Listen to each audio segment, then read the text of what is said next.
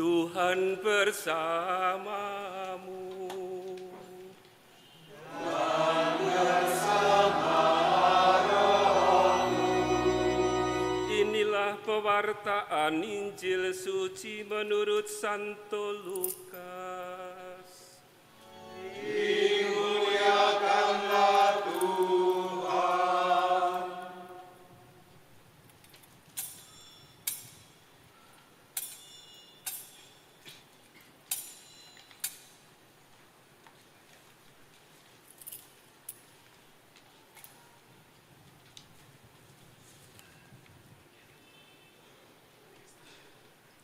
Sekali peristiwa Yesus berbicara kepada orang banyak tentang kerajaan Allah dan ia menyembuhkan orang-orang yang memerlukan penyembuhan. Pada waktu hari mulai malam, datanglah ke-12 murid kepada Yesus dan berkata, "Suruhlah orang banyak itu pergi, supaya mereka pergi ke desa dan kampung-kampung sekitar ini untuk mencari tempat penginapan dan makanan, karena di sini kita berada di tempat yang sunyi." Tetapi Yesus berkata kepada mereka, "Kamu harus memberi mereka makan." Mereka menjawab, "Yang ada pada kami tidak lebih daripada 5 roti dan 2 ikan. Kecuali kalau kami pergi memberi makanan untuk semua orang banyak ini." Sebab di situ ada kira-kira 5.000 orang laki-laki. Lalu Yesus berkata kepada murid-muridnya, "Suruhlah mereka duduk berkelompok-kelompok, kira-kira 50 orang sekelompok." Murid-murid melakukannya dan menyuruh semua orang banyak itu duduk. Yesus mengambil 5 roti dan 2 ikan itu, lalu menengadah ke langit dan mengucap berkat, kemudian membagi-bagi roti itu dan memberikannya kepada murid-muridnya supaya dibagi-bagikannya kepada orang banyak. Dan mereka semuanya makan sampai kenyang. Kemudian dikumpulkan potongan-potongan roti yang sisa sebanyak 12 bakul. Demikianlah sabda Tuhan. Terpujilah Kristus. Saudara sekalian yang terkasih dalam Kristus Yesus, marilah kita awali permenungan kita dengan membaca kembali apa yang baru saja kita dengar dikatakan Injil pada sore hari ini. Pada waktu hari mulai malam, datanglah ke-12 murid kepada Yesus dan berkata, "Suruhlah orang banyak itu pergi, supaya mereka pergi ke desa dan kampung-kampung sekitar ini untuk mencari tempat penginapan dan makanan, karena di sini kita berada di tempat yang sunyi." Tetapi Yesus berkata kepada mereka, "Kamu harus memberi mereka makan." Roti untuk dimakan. Dan dalam doa Bapa kami, saudara sekalian, setelah kita memuji dan memuliakan Allah, kita mengajukan permohonan. Permohonan pertama apa yang diajarkan Yesus untuk kita mohon dalam doa Bapa kami? Berilah kami rezeki pada hari ini. Rezeki, makan. Itulah yang pertama-tama kita mohon. Karena itulah kepentingan kita supaya kita bertahan hidup. Suasana lain, para saudara sekalian, pada waktu Yesus disalib, sudah tergantung disalib. Lalu memandang ibunya, apa yang dikatakan Yesus kepada ibunya, kepada Maria. "Ibu, inilah anakmu." Dan kepada Yohanes muridnya, apa yang dikatakan? "Inilah ibu." Saudara-saudara sekalian, Yesus begitu memperhatikan kita sampai sekecil-kecilnya. Tuhan Yesus ingin kita ini baik-baik adanya. Tuhan Yesus ingin supaya kita selalu dekat dengan Tuhan Yesus. Maka dalam salah satu tempat Tuhan Yesus berkata, supaya dimanapun aku berada, hendaknya muridku berada di sana. Saudara sekalian, itulah kerinduan Yesus. Yesus ingin dekat dengan kita, bersama-sama dengan kita. Nah, semoga saja kerinduan Yesus itu juga mendapat tanggapan positif dari kita. Dan bagaimana kita mengembangkan, menumbuhkan supaya kita bisa menanggapi kerinduan Yesus supaya selalu dekat dengan kita, bersama-sama dengan kita. Paling tidak ada 3 cara, 3 jalan supaya kita bisa selalu dekat pada Tuhan. Yang pertama adalah doa. Doa. Mengapa kita perlu berdoa? Saudara sekalian, doa adalah sebuah keharusan, sebuah kewajiban bagi setiap orang beriman, termasuk kita, orang Katolik. Lalu mengapa? Karena doa adalah cara, doa adalah jalan mendekatkan diri kepada Tuhan. Doa adalah relasi, membangun relasi yang semakin dekat antara Dia dengan kita. Maka kalau kita tidak lagi berdoa, kalau kita tidak lagi berdoa, yakinlah saudara-saudara sekalian bahwa iman kita akan menjadi layu. Dan pada akhirnya iman kita akan menjadi mati. Oleh karena itu, saudara-saudara sekalian, kalau kita mulai merasa malas untuk berdoa, kita mulai malas untuk pergi ke gereja, apapun alasannya, itulah sebuah tanda, itulah sebuah petunjuk, itulah sebuah sinyal bahwa kita sedang menjauh dari Tuhan. Doa adalah jalan untuk mendekatkan diri kepada Tuhan, menjawab kerinduan Yesus yang ingin selalu dekat dengan kita. Pertama, doa. Yang kedua adalah kitab suci. Kitab suci.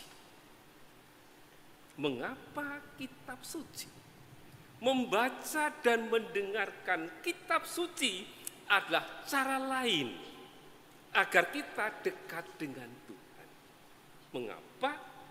Karena kitab suci adalah kumpulan kisah-kisah pengalaman bagaimana Allah mencintai kita tanpa syarat, tanpa ada batasnya. Kitab suci memperlihatkan kepada kita kenangan-kenangan akan karya-karya Allah untuk menunjukkan cintanya kepada kita. Maka dalam kitab suci kita bisa belajar bagaimana Allah itu begitu setia untuk memenuhi janji-janji yang pernah dikatakan kepada kita. Maka dalam kitab suci atau dengan membaca kitab suci atau mendengarkan kitab suci, sedikit demi sedikit kita akan dibuat untuk meyakini bahwa Allah yang berkarya di masa lampau, Allah yang sama akan selalu menyertai kita, bersama dengan kita juga sampai pada hari melalui Roh Kudus Sang Penolong.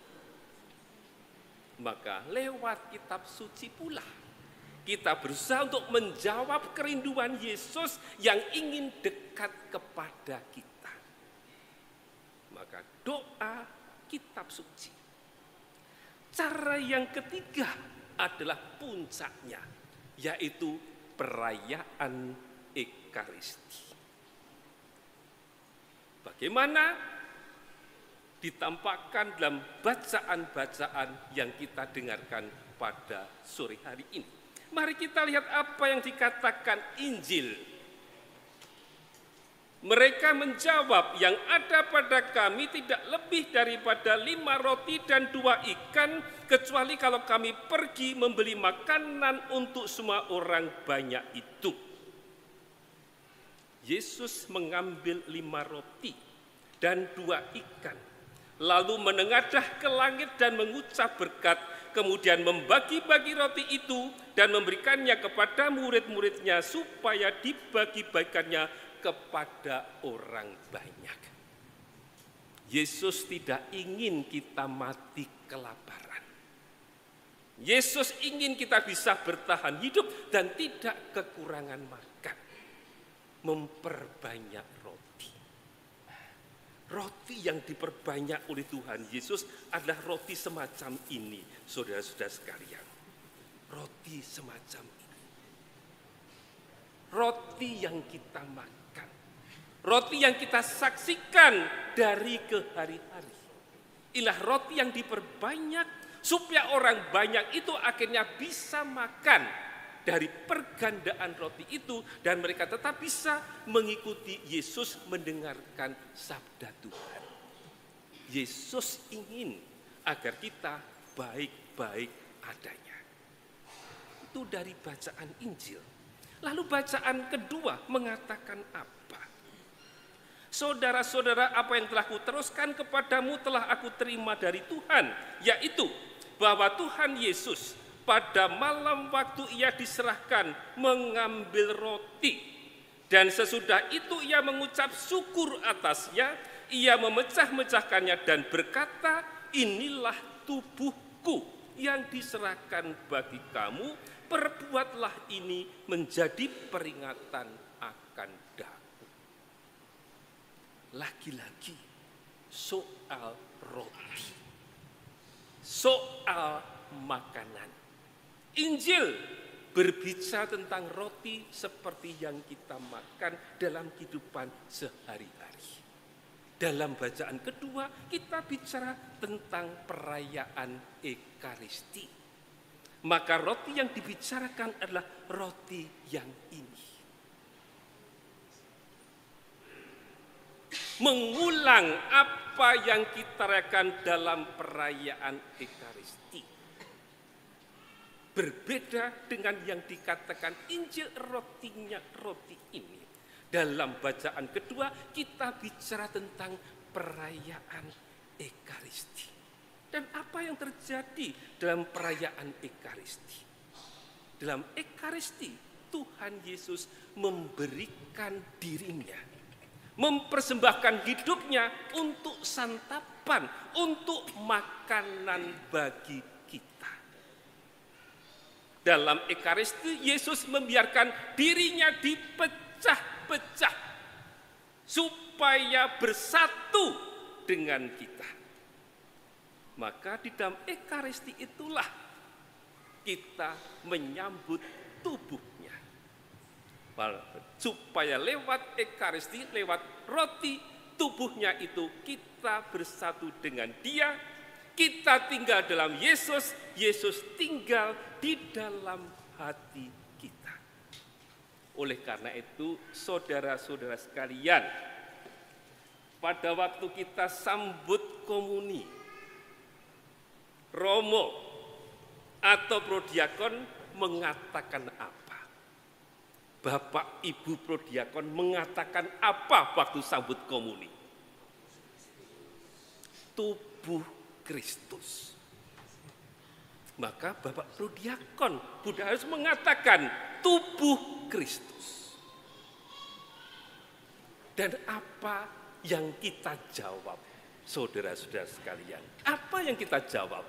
Terima kasih, begitu? Matur nuwun Romo? Boleh, itu nanti sesudah misa.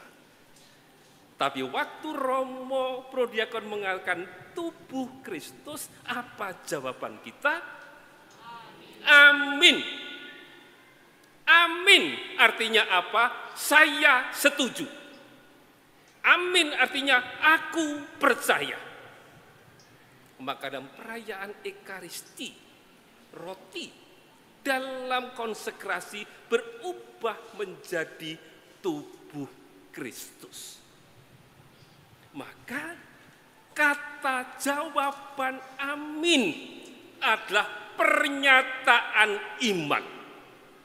Maka perlulah kita menjawab amin juga dengan mantap. Karena berarti aku percaya bahwa inilah tubuh Kristus. Aku percaya bahwa aku akan menyambut tubuh Kristus di dalam hatiku. Maka Bapak Suci Paus Leo menggarisbawahi agar kita dalam menyambut komuni tidak hanya menjawab amin dengan yakin, tetapi sesudahnya kita pun juga mulai berdoa secara pribadi. Berbicara dengan Tuhan Yesus yang sekarang masuk di dalam hatiku. Bercakap-cakap dengan Dia yang ada di dalam hatiku.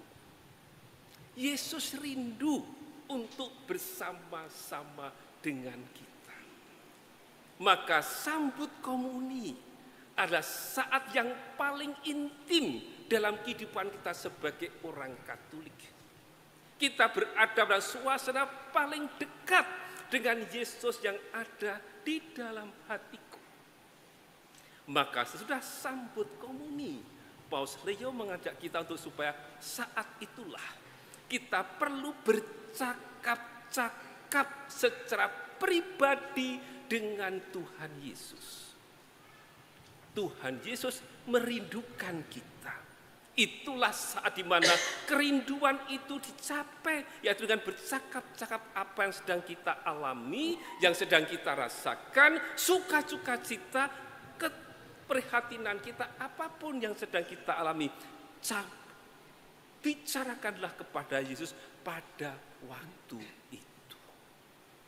Karena Yesus amat merindukan kita. Maka di akhir bacaan kedua dikatakan, setiap kali kamu makan roti ini, kamu memberitakan kematian Tuhan sampai Ia datang.